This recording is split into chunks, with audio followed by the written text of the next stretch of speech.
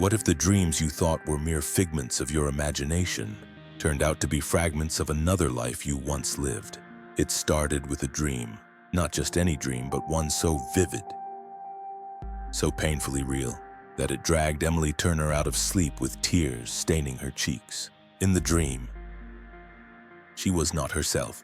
She was standing on a dusty road lined with olive trees, wearing a blue dress from another era. Her hands were ink-stained, clutching a stack of letters written in a language she didn't recognize, and yet somehow, she understood every word. Emily Turner was a high school English teacher in a sleepy town in Vermont, known for her calm demeanor and encouraging spirit. She was the kind of teacher whose students visited years after graduation, just to thank her. A woman of logic, literature, and method, the kind who believed in reason over fantasy. But this dream gnawed at her. Night after night, it returned, sometimes expanding, sometimes twisting into something darker. She would walk through sun-bleached villages, hear the toll of ancient bells, see a man's face, a face both achingly familiar and utterly alien, whispering words she could never fully recall upon waking. At first, she told herself it was stress, overwork, fatigue, until the day she saw it. The painting. The local art museum was hosting a traveling exhibit on forgotten faces of Europe. Emily almost didn't go. She had papers to grade, lessons to plan, but something, a nudge she couldn't explain, made her walk through those old glass doors. She wandered through portraits of stern gentlemen and stoic women, until she turned a corner and froze. There he was. The man from her dreams, same deep-set eyes, same crescent scar across his left eyebrow, painted with such intimacy that Emily felt her heart constrict painfully. Beneath the painting, a brass plaque read, Eduardo de la Vega, scholar and poet, Spain. Emily stumbled back, gripping the velvet rope for support. Her world tilted. This was impossible, and yet it was real. The dreams intensified after that. Now, Emily wasn't just watching, she was living them. She wrote letters with quills, debated philosophy under candlelight, wept in the arms of a man who looked exactly like Eduardo. Worse still, fragments of Spanish, a language she had never studied, began slipping into her thoughts. Words she didn't understand, but somehow knew. Her friends noticed changes. She grew distant, preoccupied. Students whispered about her spaced-out moments. She had to know the truth. Was she losing her mind, or remembering something real? Out of desperation, Emily sought out Dr. Marianne Brooks, a respected regression therapist 2 towns over.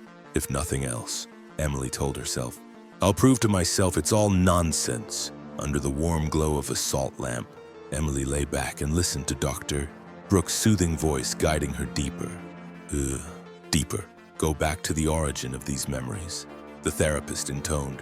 Emily's body shuddered, suddenly. And she was there, near the olive trees, the scent of ink and paper, the pounding of her heart as soldiers tore apart her village. My name is Elena, she whispered. What year is it? Elena, the therapist asked. 1836. Her voice broke on the word. Tears streamed down her face. Emily's rational mind waged war against what her heart knew to be true. She dove into historical archives. She learned about Elena Marquez, a small-town teacher and poetess in Andalusia, executed for harboring political fugitives during the First Carlist War. Everything fit. The timeline, the landscape, even the letters, fragments of which had been preserved in a monastery, matched the themes and phrases from Emily's dreams. Coincidence or confirmation? One evening, following another restless night, Emily attended a historical society lecture. Across the room, a man caught her eye. It is tall, dark hair, a familiar intensity in his gaze. Her heart stumbled. When he introduced himself as Daniel Vega, a historian specializing in Spanish literature, something inside Emily snapped into place. Vega de la Vega. They spoke for hours. About poetry, about history, about the strange familiarity they both admitted feeling, even as they laughed it off. Emily didn't tell him everything. Not yet. Some things were too sacred to rush.